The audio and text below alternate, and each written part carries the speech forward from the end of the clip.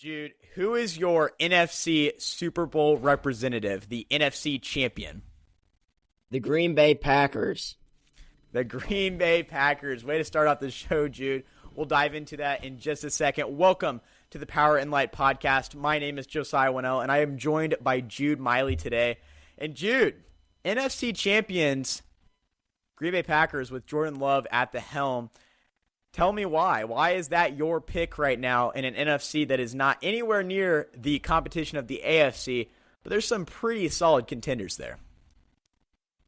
So the reason I say that is because last year, them being able to get so close to the NFC Championship with, an unexpected team. And I think this year they've got, it's more control. They know what they're doing this year, and they've got an identity. And I think Matt LaFleur is just too good of a coach not to make it. Okay. Jude, a fan of the coaching. My question for you is, going back to the Aaron Rodgers days, Matt LaFleur couldn't get past the NFC Championship. He'd consistently lose there with Aaron Rodgers. What makes Jordan Love different, and do you really think they can get over the hump this year?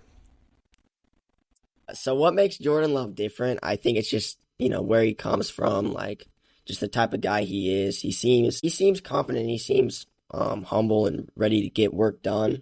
I think he has a really good connection with the whole team, and I just think as he grows, he seems a little bit more relatable than Aaron Rodgers at the end of his career, a controversial figure. That's true. And also another thing is the Packers are the youngest team in the NFL, and they have been for the last 2 or so years. And that wasn't really the case. Do you think, with Aaron Rodgers, the having a younger quarterback with a younger team means anything versus having a guy like Aaron Rodgers in a younger team? I think Jordan Love being younger, being hip, it's easier to connect with someone your age than someone older than you.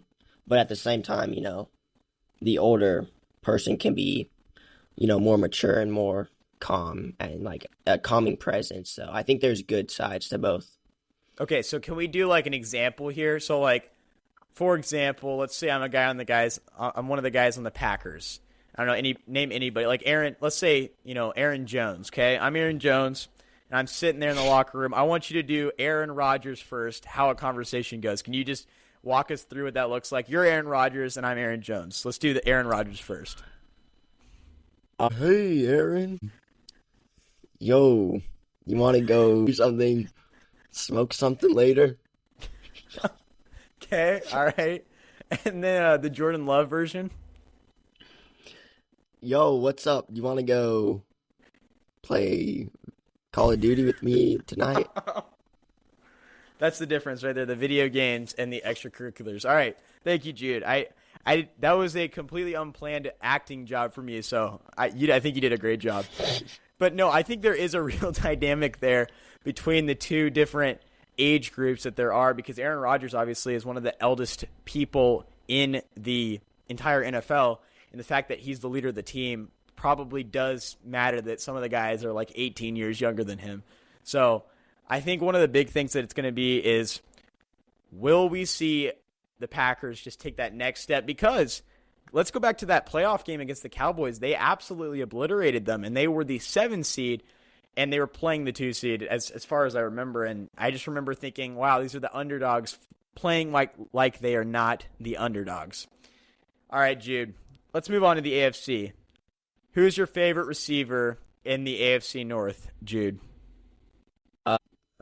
AFC North, man, it's hard anymore. No good receivers. They're all gone. Okay, so let's go back. Let's go back. Before this year, was it maybe Deontay Johnson? It was Deontay. It still is Deontay Johnson, really. Okay, well, so Deontay plays, he might have moved teams, but he used to play on the Pittsburgh Steelers, the team that now has a lot of questions at quarterback. So you have Russell Wilson coming in for chump change for the Steelers. We also trade for a guy like Justin Fields.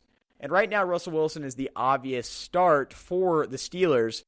But Jude, let's say come week 8, week 9, who's the starter for the Steelers? Personally, I think Russell Wilson's just better, and he's just going to start the whole year. I know we've talked with guys on the podcast that are big Justin Fields fan, but I've never understood the hype. He's never accomplished anything in his pro career, and he's a good player, but everyone in the NFL is good. It's all about what you can accomplish. Yeah, it's kind of the Tim Tebow effect. He was good in college, but really struggling to have real success in the NFL. But Jude, do you think that dynamic is weird, though, having two fresh quarterbacks? I mean, they were talking about how the quarterback at Pittsburgh has a larger locker than most of the other ones, the starting quarterback at least, and Russell currently has that one. But let's say like week 8, week 9, Russell's struggling, you go to Justin. Do you guys switch lockers? Do you think that's an awkward situation? What do you think they're doing right now as a collective group, as a quarterback group? Are they helping each other? Are they not helping each other to try to solidify them in the spot? What do you think Russell and Justin are doing right now? If I had to imagine, I think Russell Wilson is, kind of shoving Justin Fields to the bottom of the pit. Because, if I remember correctly, he had his own, office or whatever in whatever team he was on. So yeah, the Broncos. Yeah, so I don't think he's a big team family guy, but I mean, I'm sure he talks to guys. But Justin Fields is probably trying to connect with the players because he may know he is worse. He knows that, so he's just trying to sweet talk his way into a starting position. Okay, so if you are in a position to draft a quarterback for fantasy, and you get the option of Jordan Love or Russell Wilson, where are you going with that? I'm assuming Love, but tell me why and how much of a difference it is between Wilson and Love. So, I mean, first you kind of got to look at, just the teams. Green Bay is going to be a better team. I think anyone would think that. And so that's why I would give the upper hand to Jordan Love. I mean, Jordan Love played way better last year. Russell Wilson, you just don't know about him right now. And you don't know about the team. So it's hard to draft a starting quarterback that you really just don't know about. And Jordan Love, you can have a lot of confidence that he's going to have a good year because he had a good last year and he's only got better people this year. Yeah, for sure. And the thing is, Russell Wilson has a Super Bowl ring, right? And he should have had 2 if he hadn't thrown the ball. But the question is now, how much can Tomlin do? I mean, Tomlin is one of the best coaches in the NFL. How much can he do with these guys? We will see with that. Jude, I have you on the show right now, and you're a track guy. You're a cross-country guy. Let's talk about some running. So first off, Olympics are coming up, and I'm always really excited for the Summer Olympics because there's so many events. There's always stuff going on. But Jude, what's your thoughts on the Olympics, and what are you excited to see this year? So for me, I'm a distance athlete. So what I'm looking at the 1500, 5K, 10K. I'm a big Grant Fisher fan, so we'll see what he can do. But everybody's favorite, everybody knows it's the favorite, the 100 meter. All right, and you've got 3 pretty good guys from the U.S. You got Noah Lyles as the main charismatic man that everybody likes. But, he's not the only one. You could see some other guys. You could see some other guys like Fred Curley having a good Olympic year. But I think for me, it's do you see Fred Curley win? I don't see him win, but he talks himself up a lot.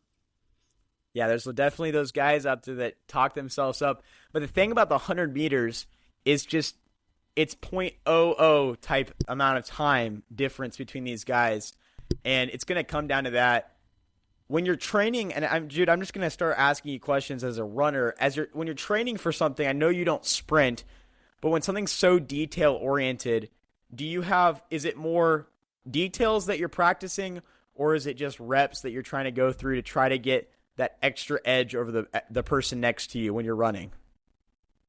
Yeah, it's pretty much all just how fast you are. It's not, you don't really have to focus as much on the technique, although technique is important, but at this point, they all have pretty good technique if they're at the Olympics. It's really just who is physically faster.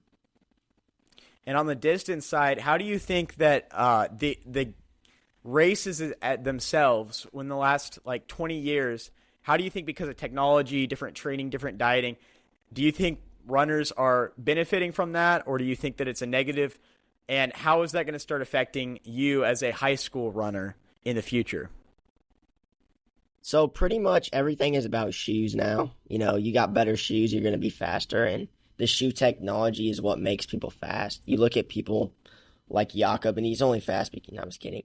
But the shoes do help a lot because, you can recover faster. It's better on your legs, and it makes you somewhat faster. Like, in my experience, I'd say the best track spikes versus like some okay track spikes is like in a distance race, it could be a second per lap, which is a lot.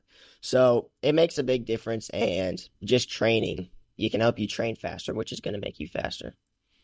So when you're picking out your track shoes or your running shoes, are there specific things that you're looking for, or is it like, I see the time difference when I'm running with these shoes versus these shoes? What does it look like when your shoe selection process, and is it similar for Olympians?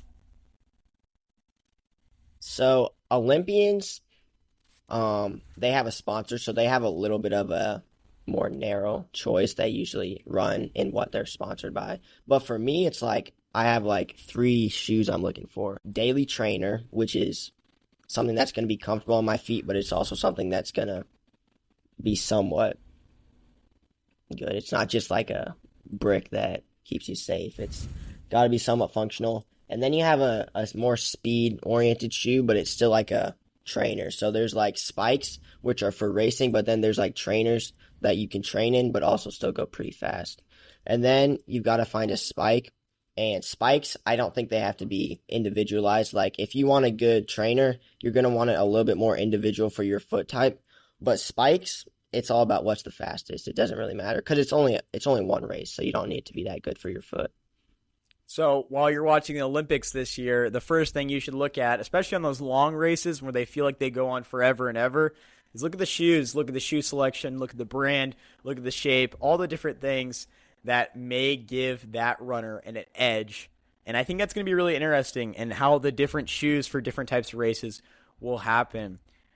Jude, I want you to, from your personal experience, I want you to kind of break down some of these longer distance races and tell me what you think some of the more challenging ones are compared to what you think are the more easier, and why the strategy from each race to race based on distance starts to change. So you can go from marathon all the way to 400 meters if you want. Just break down some of the events that you've tried out before and tell me, what do you think the strategy differences are in each race? Okay.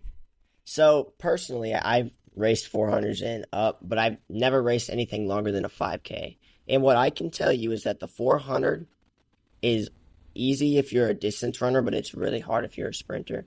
Because the way the 400 works is that if you're a distance runner, you don't have as many fast twitch muscles, so your body's simply not able to put itself in as much pain, pretty essentially. But for me, the 5K is probably the hardest race I've ever ran. Just because I run 5K cross country, so it's like, it's hilly, and I'm not a fan of the hills. I like running, but racing longer distances is just not as easy for me as sprinting is. I think like the middle distances, like the mile, those are probably the ideal spot for me, because it's like, it's visual. You can visualize how long it is, but it also feels fast. That's for sure. And the distance differences you'll see in just the races and how fast the guys are running, or the gals, depending on what it is. All right, so Jude, thanks for breaking down the running. I think that's super interesting. I think I'm going to look at the racing, the actual physical track parts of the Olympics in a different way. But I also want to ask about some other events. Now, I want your opinion on something. Every time the Summer Olympics, every 4 years, every time it comes around, I always love watching all the events, especially the ones in the pool. I think water polo, high dive, all those are so much fun. But the actual racing and swimming seems like there's a lot. It seems like every time I turn on the TV, there's an option to watch swimming. Jude, just give me your brutal, honest answer. What is your opinion on all of the swimming that happens at the Summer Olympics? My opinion on the swimming is I don't like swimming, to be honest. But you see swimming on the channel every time. I think that's good, because it's just, easier to the how the lanes work. It's back and forth. It's easier to televise versus like track events, and also I think it just is more entertaining for most people. But I think a lot of people I don't walking know. out. I think a lot of people walking out or watching the swimming events, I think get motivated because, man, some of those people are so fast. I know it's the Olympians, it's the best in the world, but the amount of swimming, like the dominance that happens. I mean, I watched the USA trials and Katie Ledecky absolutely demolished everybody. And I love what you said there, Jude, about the television part of it, where the camera can just go back and forth. But there was at one point where she was all by herself, and it wasn't even close. And at the end of the race, she ended up lapping some of her counterparts that she was racing against. That is just pure dominance. Jude, have you ever been in a position where you just watch something? It could be swimming, it could be something else, and you're just like, wow, that's pure dominance. Yeah, I've seen a lot of pure dominance.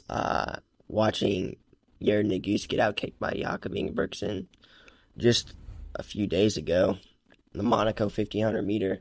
I mean, that's pure dominance. I've been dominated by many people before, so I've experienced domination. Domination is something you recognize just by seeing it. You don't have to know what domination is to recognize it. Yeah, it's one thing to win, and it's one thing to just absolutely destroy everybody else. And I think it's something that we saw with Michael Phelps, and I think it's something that we don't see a lot in most sports. But, I mean, hey, I think that's the thing that makes the NFL the most unique, and this is what we'll wrap up with. I just wanted to ask about, that's what I wanted to kind of like turn it into, is because in the NFL, it's so equal. There's so many things that are set equal because of the salary cap, the way that you can sign players, the amount that you can go, and it's such a team sport that there isn't pure dominance. But right now, we feel like as Chiefs fans that we're in a kind of a dominant phase. And this is a question we'll be asking a lot on the show. Do you think that this dominance can continue? And then really, how long do you think it can go? I think that the Chiefs' domination is going to last, I mean, at least 10 years, right? In terms of Super Bowls, I think they at least get 3 more. I don't see a way that Patrick Mahomes does not get 3 more. But in terms of the Chiefs, I don't know if you have much after Patrick, because I feel like there's a lot going for Patrick, and I don't see if Andy Reid ever retires and Patrick Mahomes leaves, I'm not sure the Chiefs can come back from that. Well, both of those things will happen eventually. Obviously, Andy Reid will retire or die, one of the options. And then also Patrick Mahomes will eventually retire or move on from the team. Now, that's not happening for a while, and I agree. I think there's a couple more rings coming our way, at least in Kansas City. But what's crazy about it is what I just said is like it's so equal in the NFL, but we've seen the Achilles heel of the Chiefs. And this will be one of my last questions for you, Jude, because there is so much equality in the NFL, and because of that, the Chiefs haven't been dominant every year. You know, they've lost to the Tampa Bay Buccaneers in the Super Bowl. They lost to the Patriots early in Patrick Mahomes' career in the AFC Championship, as well as losing to the Bengals a couple years ago. What do you think their Achilles heel is right now, and what do you think that they can do to address that before it becomes detrimental later in the season? Achilles heel. I really think it's just the out of football type shenanigans, you could say. The misconduct off the field, I think, is a big thing. You see it in Rashee Rice, his recklessness. And I think there's a lot that can be done. I think Andy Reid is someone that needs to step up and start making those guys run laps. I think that would change their minds a little bit, especially the offensive linemen. I mean, he probably doesn't want them to run laps, though. They need to stay big. But I just think a little bit of discipline would be good, although I have no idea what they do. Yeah, it'd be a lot better, a lot easier to control them when they're kind of with the team all the time and not in the off season. I think the answer for me is probably just the wide receivers, right? We had a lot of issues last year, but now you've got guys like Marquise Brown and Xavier Worthy. I think that they can add a lot to this Chiefs wide receiver room. The question is, will Patrick Mahomes make them better? Yes. Will they be able to produce? That's the biggest question right now. We'll see if they drop the ball. Jude, we had a nice little short, sweet episode, but it was worth it because we just needed to get you on the show. How does it feel to be back on the show this summer? I mean, it feels really good. It's tough coming back, you know. It's hard to maintain that momentum you used to have, you know, talking on the show. But it feels good. It feels good to get back into it and get comfortable again. Yeah, you're raw. You're raw. It's going to happen. We're going to get back together, all three of us at one point, and I'm excited because there's a lot of sports to talk about. Just right now, we're kind of in this dead phase between the NBA Finals, Olympics. You know, there's baseball going on. The Royals are good, but Jude Meili's Orioles are even better. So, Jude Meili, it's been way too long. February 9th, 2024, it's been way too long. Send us off with your quote of the day. The quote of the day is, "Even if you lose in battle, if you surpass what you've done before, you have bested yourself," by Marshall from Pokemon.